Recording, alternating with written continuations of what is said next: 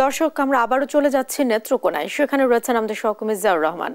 জিয়াউর, কি পরিমাণ ফলন হয়েছে এবার, আর কৃষকরা কি তাদের ন্যায্য দাম পাচ্ছেন না, এ নিয়ে কি বলছেন তারা? জি, জেসিকা, আপনি যেমনটি বলছিলেন যে নেত্রকোনার যে হাওড়া অঞ্চল রয়েছে, এই হাওড়া অঞ্চলের যে অনাবাদি জমি, সেসব জমিতে কিন্তু এখানকার কৃষকরা বেশ গত কয়েক বছর ধরে তারা কিন্তু মিষ্টি কুমড়ার চাষ করে তারা লাভবান হয়ে আসছিলেন। কিন্তু এবছর যে বিষয়টি হয়েছে, যে আমরা জানতে পেরেছি যে এবছর কৃষকরা কিন্তু এই মিষ্টি কুমড়ার চাষ করে তারা অনেকটা লোকসানে পড়েছেন।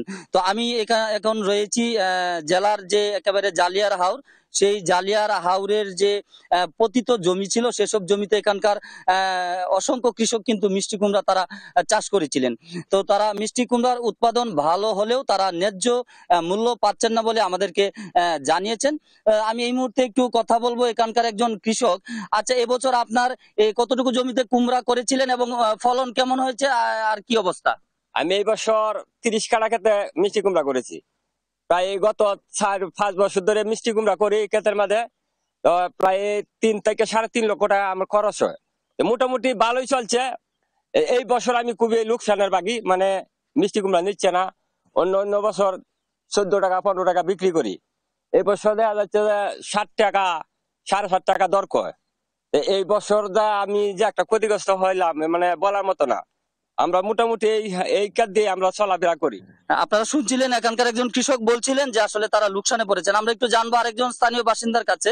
আচ্ছা, এই যে কৃষকরা মিষ্টি কুমড়া চাষ করে তারা লোকসানে পড়েছেন, এর কারণ হিসেবে আপনি কি মনে করছেন?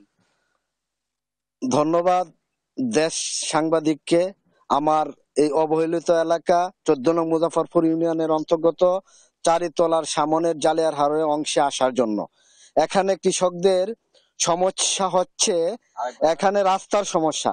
রাস্তা না থাকার দরুন এখানে পাইকার আসতে পারছে না, তার দরুন কৃষকরা লোকসান হচ্ছে।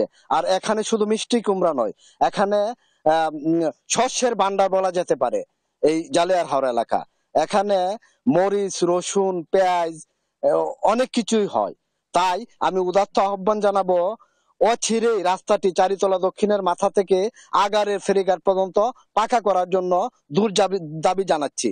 আপনারা শুনছিলেন যে এখানকার একজন কৃষক এবং স্থানীয় বাসিন্দারা বলছিলেন যে এখানকার যে মিষ্টি কুমড়া চাষ করে লোকসান হওয়ার যে মূল কারণ, সেটি হচ্ছে বিশেষ করে যাতায়াত ব্যবস্থা।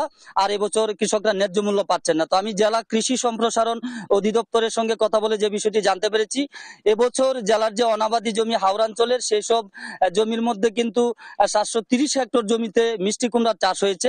এর মধ্যে 480 হেক্টর জমিতে মিষ্টি কুমড়ার চাষ হয়েছে শুধুমাত্র হাওরের খালিয়াজুড়ি উপজেলায়।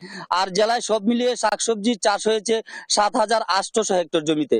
তো স্থানীয় কৃষকদের দাবি, যদি যাতায়াত ব্যবস্থার উন্নতি করা হয়, তাহলে কিন্তু এখানকার কৃষকদের যে অর্থনৈতিক চিত্র, সেটি কিন্তু বদলে যাবে এবং তারা তাদের উৎপাদিত পণ্যের ন্যায্য মূল্য পাবে।